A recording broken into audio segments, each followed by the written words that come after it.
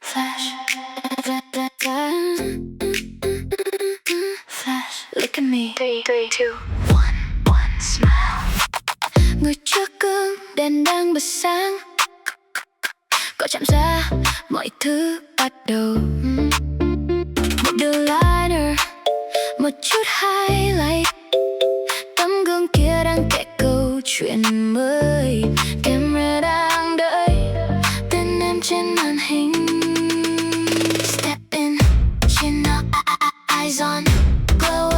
Không cần nói thêm gì nữa, ánh sáng đã hiểu em rồi. Camera loves you, camera loves you.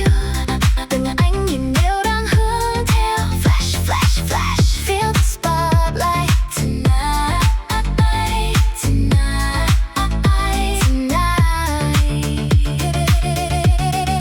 Camera loves you, không phải ai cũng có khoảnh khắc này. Shine, shine, shine, feel the spotlight tonight, tonight, tonight. Studio như một thành phố khác. Mỗi góc đèn là một giấc mơ. Mỗi lần đổi layout là một lần đổi cuộc đời.